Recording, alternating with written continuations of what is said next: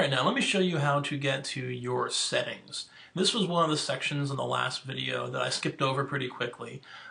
This is your account settings that you can change. So we are actually going to go to it by settings. You can get to it by edit profile, and this, in the previous videos I've shown you, actually takes you to the same section here, but goes to profile. You could actually jump to it from here by going to account, or my favorite way is just go to settings and it takes you to the same exact page. So this is the section where it shows you all your basic account information, and I would highly suggest you take a look at all this information to make sure that it's correct. So this is your username, and this is the one that people are able to find you on Twitter by typing in your actual handle. So this is your username, this is your handle, this is your Twitter handle here.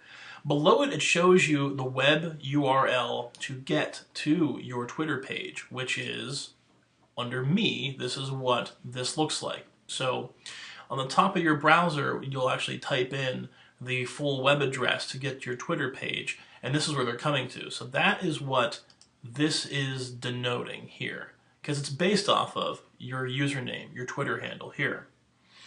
So the next portion here is email account. Your email account will not be displayed publicly, and you can click to learn more about it and changing your email account here.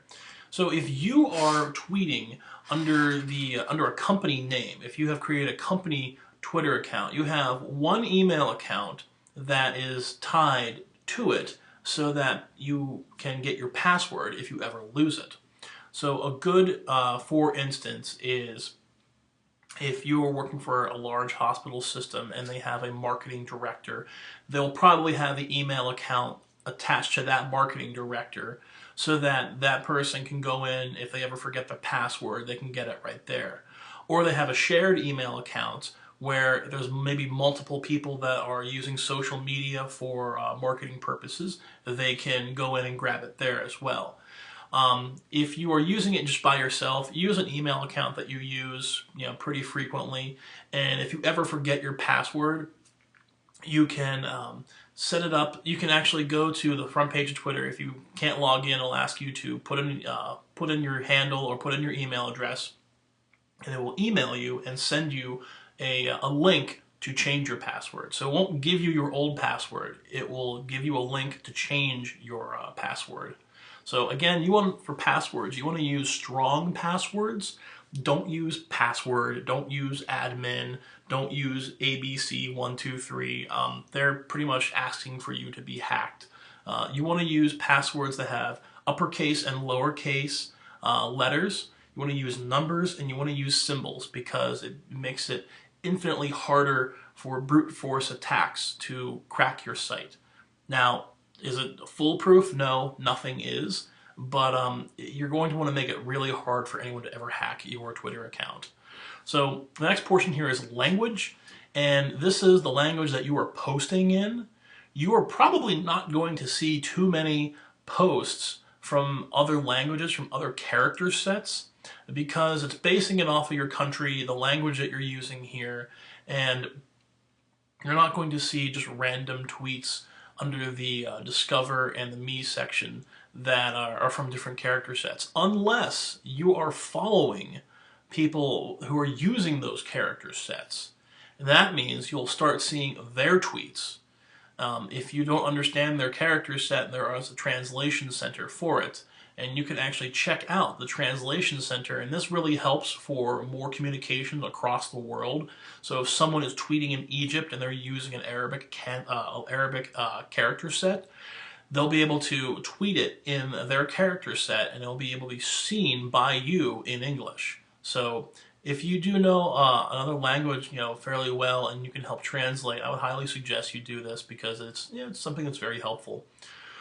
Time zone, this is the time zone in which you are tweeting from. So kind of like your location, but on a much broader scope. This really helps to make sure that your tweets are time-stamped correctly, because if you were to change this to another time zone, if you're following something that's happening live and you have it going on a different time zone, it might look a little bit weird from when things were actually being posted. So just find the time zone that you're in and set it to that. Country is, well, it's your country of origin, where you're actually tweeting from, and it's saved in your browser. So if you are in the United States and you're tweeting from the United States, great, your stuff is in the United States and it's shared around there. There's some countries that don't allow Twitter, and there's some countries that have the internet but can't use Twitter for various political reasons. So not every country is listed, but you can change your country setting if you happen to move out of the country. A good case for this is from the United States to Canada or United States to Mexico. Change your country settings. So then you'll start getting tweets and information from your section of people that you want to follow. You'll start getting it from there as well. So it all bases off of the algorithm that Twitter has for you to actually get tweets. So this section here, tweet media, this is for adult tweets, adult information. So you're talking about adult entertainment, you're talking about alcohol, you're talking about things that are meant for audiences 21 and over. This is what this means. So you can set, do not inform me before showing media that may be sensitive. So right now, this is turned off. That means if we start following a company or a person that has this bottom one turned on, that means that we're going to get, we can just look at their stuff. If we click this to turn on, then what happens then is if we happen to start following or seeing a tweet from someone that, or we want to follow someone that has their messages denoted as sensitive, we can actually say yay or nay, do we want to follow them? And we have to probably prove our age. A good example of this is Jack Daniels. Jack Daniels is very responsible with their Twitter handle. They have marked their media as containing material that may be sensitive. So when you start following Jack Daniels, you'll actually be prompted to put an age in, to put in how old you are. And that way they can allow you or not allow you to join their Twitter feed. This is a way that alcohol companies is actually able to make sure that they don't market to children. So that's where this whole section is coming from. As a physician, you're probably going to be posting information that is not sensitive to children, but is of an adult nature. It's just something that children are not interested in following. You do not need to turn this on. Though you may want to turn this on, or leave this off so that you're not all of a sudden starting to follow somebody who you think is just a regular account, but it happens to be a robot, one of the bots or fake Twitter accounts that sends out information that really nobody wants to see. So this is something that's very important to take a look at. You can have notifications set up, or you can notify that your stuff is of a sensitive material. Like I said, again, physicians, you're probably not going to want to turn this on, because this will then say to people who want to follow you that you have to be verified because you put tweets out of a sensitive nature. And when people see that, they'll think, oh, okay, what are you posting? I'm not sure if I want to follow you. Just leave it off so that if you're posting information about healthcare and things that are going on with your community, anyone can see those.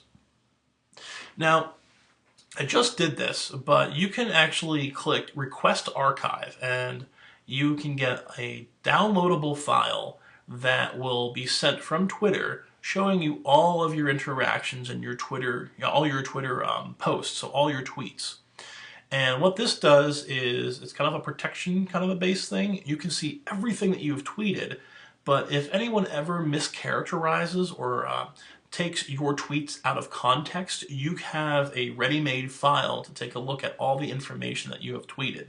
So this is very helpful to take a look at how you have been tweeting, what you've been tweeting, what times you've been tweeting, and it's able to be a record of what you've actually said. So that is the Twitter archive. And you'll get an email that will actually send you a download file. The last section here is deactivate. So Twitter, like Facebook and LinkedIn and other social networks, they have a two-step process for deleting an account. And the first portion is deactivate. They don't want you to leave Twitter. They don't want you to stop using it. So they think that you want to deactivate your account and just give it a break for a while. So by deactivating an account, your account doesn't show up as searchable.